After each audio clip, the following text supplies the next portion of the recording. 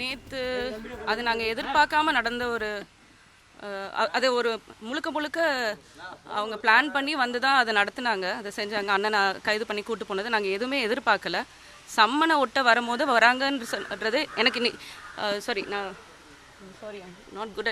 நான் ப்ரெஸ் இது வரைக்கும் மீட் பண்ணதில்லை, இது மாதிரி பேசினது கிடையாது. இன்றைக்கி அவசியம் வந்துருச்சு, அதனால நான் உங்கள் எல்லாரையும் சந்திக்கிறேன். நான் நேற்றே சந்திச்சிருக்கணும். அண்ணனையும் என் தம்பி சுபாவையும் அங்கே காவல் நிலையத்தை வச்சுருக்காங்க. அவங்க ஈகோவில் தான் எல்லாத்தையும் செய்கிறாங்கன்றது தெரிஞ்சு தான் நம்ம அமைதியாக இருக்கணும்னு நான் பொறுத்திருந்தேன். அவங்க இரவு வந்துடுவாங்கன்ற ரொம்ப எதிர்பார்ப்பில் தான் நான் இருந்தேன். அவங்கள இப்போ ரிமாண்ட் பண்ணிட்டாங்க, நேற்று இரவு வந்து ரிமாண்ட் பண்ணிட்டாங்க.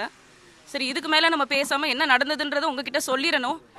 மீடியாவுக்கு நான் ரொம்ப நன்றி சொல்லணும். ஏன்னா அவங்க எங்களோட சிசிடிவி கவர் பண்ணது கேட்டுக்கு வெளியே, அந்த இடப்பட்ட இடத்துல வந்து எங்களுக்கு இல்லை, சிசிடிவி கவரேஜும் இல்லை. அதை கவர் பண்ணி கொடுத்த மீடியாவுக்கு நாங்கள் ரொம்ப நன்றி சொல்லணும். இன்னொன்று, சம்மன் கொண்டு வராங்கன்ற செய்தி எனக்கு வந்தது. வரும்போது சரி, அன்னைக்கும் இதே மாதிரி தான் கொண்டு வந்தாங்க, வலசரவாக்கத்துலேருந்து கொண்டு வந்தாங்க.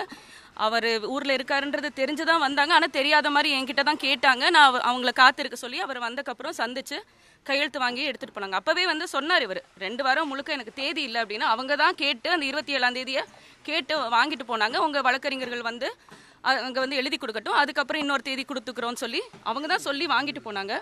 நேற்று வழக்கறிஞர்கள் போன போது எழுதி வாங்கிக்கிட்டு உடனே அங்கேருந்து கிளம்பிட்டாங்க சம்மன் எடுத்துகிட்டு. ஆனால் தேதி என்னன்னு அவங்களுக்கும் தெரியாது.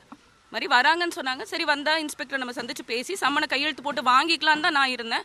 அப்படி ஒருவேளை எங்ககிட்ட கொடுக்க விருப்பம் இல்லைன்னா வீட்டில் எல்லாரும் இருந்தாங்க, வேறு யார்ட்டையாவது கொடுத்துருக்கலாம், இல்லை என்கிட்டயே அவங்க சந்திச்சு கொடுத்துருக்கலாம்.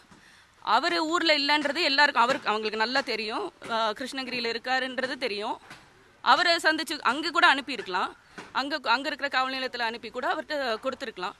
அதுவும் கொடுக்கல. வந்தவங்க எதுவுமே சொல்லலை, சம்மனை ஒட்டிட்டு போயிட்டாங்க. நான் வந்து எனக்கு தம்பி சுபாகர் தான் கூப்பிட்டுட்டு நான் வெளியே வரேன், இந்த மாதிரி ஒட்டிட்டு போயிட்டாங்க. நீனா சரி ஒட்டி இருக்கட்டும்னு சொல்லிட்டு கொஞ்சம் நேரம் விட்டு தான் நான் கீழே இறங்கி வரேன்.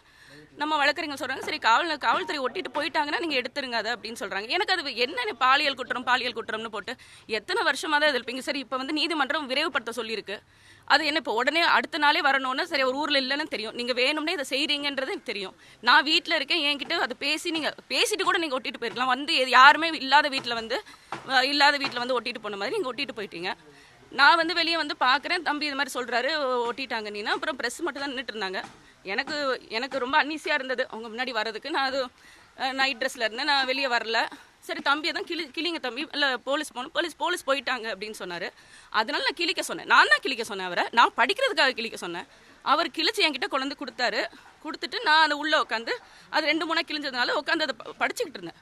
அந்த தேதியை பார்த்துட்டே வந்து அடுத்த நாளே வர சொல்லியிருக்காங்களே, அன்னைக்கு இவங்க அப்படி ஒத்துக்கலையே அப்படின்னு, அப்படி சொல்லலையே அப்படின்னு சொல்லிட்டு நான் அந்த தேதியை பார்த்துட்டு இருக்கேன். அப்போ தான் எனக்கு தெரியல நடந்தது என்னன்னு எனக்கு தெரியல. இந்த கேட்டுக்கு உள்ளே தான் அது கேட்டுக்குள்ளே நடந்தது. நான் அங்கேருந்து உட்காந்து பார்க்கும்போது கேட்டு திறந்தது மட்டும் கேட்டுச்சு, பார்த்தேன். நான் எடுத்த உடனே ஒரு பிரவீனோட சத்தம், என்ன நீ தள்ளுறியான்னு ஒரே சத்தம். எனக்கு நான் இது சுத்தமாக நாங்கள் எதிர்பார்க்கல. சம்மன் கொடுத்தாங்க, நாங்கள் சம்மனை வந்து எடுத்து வச்சு நாங்கள் படிச்சுட்டு இருக்கோம், அவ்வளோதான். நான் சுத்தமாக அதை எதிர்பார்க்கல. அப்புறம் அங்கிட்டு தள்ளிட்டு போகிறாங்க, செய்கிறாங்க. அப்புறம் நான் அண்ணன் இப்படி இழுத்துட்டு போகும்போது தான் நம்ம எப்படி சும்மா இருக்கிறது, நம்ம நாங்கள் எல்லாம் உங்களுக்கு தெரியும், நாங்கள் வந்து இது கட்சியோட குடும்பம் மாதிரி நாங்கள் எல்லாரும் சேர்ந்து ஒன்றா பயணிக்கிறோம். எங்களை விட கூட இருக்கிறவங்க மேலே கையை வச்சாதான் எங்களுக்கு இன்னும் கோவம் வரும்ன்றது உங்களுக்கு நல்லா தெரியும். மென்டலி எங்களை டிஸ்டர்ப் பண்ணணும். அப்புறம் வந்துட்டு அவரை கூப்பிட்டு போகிறாங்க. நான் வெளியே வரேன். வெளியே வந்து பார்த்தா அவர் ஒரு ரிட்டையர்டு ஒரு எக்ஸ் சர்வீஸ்மேன். அவரை வந்து எப்படி ஒரு குப்பை மாதிரி நீங்கள் எல்லாரும் பார்த்துட்டு தான் இருந்தீங்க. அவர் எப்படி உள்ளே தூக்கி போடுறாங்க. அவர் இங்கே செக்யூரிட்டியாக இருக்காரு, நம்மளுக்கு பாதுகாவலராக இருக்காரு. அவருக்கு கன் வச்சிருக்கிறதுக்கான லைசன்ஸ் வச்சிருக்காரு. அவர் அதை கையிலே எப்பவும் வச்சிருக்காரு, தன் பையில எப்பவும் வச்சிருக்காரு. அவரை அப்படி உள்ள தூக்கி போட்டு கொண்டு போறீங்க. நான் பார்த்துட்டு நான் போறேன். எனக்கு என்ன நடந்ததுன்னு தெரியாது. நான் போய் அவர் பிரவீனை அணுகும்போது, இன்ஸ்பெக்டர் அணுகும்போது அவர் சொல்றாரு, பாருங்க என்ன நடந்தது, என்ன பண்ணிட்டாரு பாருங்கன்றாரு. அப்போ சட்டை கசங்கி இருக்கு, அது கொஞ்சம் கலைஞ்சிருக்கும். நான் அண்ணன் எதுவும் தள்ளிட்டாரு இல்லை வார்த்தை எதுவும் தப்பா பேசிட்டாரோன்ற ஒரு எண்ணத்தில் தான் சரி சாரி சார் நீங்கள் விடுங்க சார், நான் இது அவங்க கைதளவுக்கு கொண்டு போவாங்க, ரிமாண்ட் பண்ணுவாங்க, நம்ம துளியை அந்த மாதிரி ஒரு சூழ்நிலையே இல்லை. ஆனால் இவங்க வந்து அதை ஸ்கிரிப்ட் பண்ணிட்டாங்க. முதல்ல ஸ்கிரிப்ட் பண்ணி தான் வந்திருக்காங்கன்றது நல்லா தெரியுது.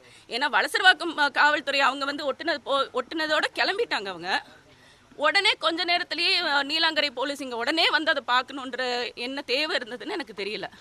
அப்படின்னா நாங்கள் எப்போ அதை கிழிச்சிருந்தாலும் உடனே கிளிக்காட்டியும் மாலையில் கிழிச்சிருந்தாலும் நீங்கள் இந்த வேலையை பண்ணியிருப்பீங்க. யார் கிழிச்சதுன்னு சொல்லி வந்து கூட்டு போயிருப்பீங்க. அண்ணன் அமல்ராஜனை கிழிக்கவும் இல்லை, அவர் அங்கே நின்னவரை அவர் தள்ளவும் இல்லை. ரொம்ப நன்றி மீடியாவுக்கு.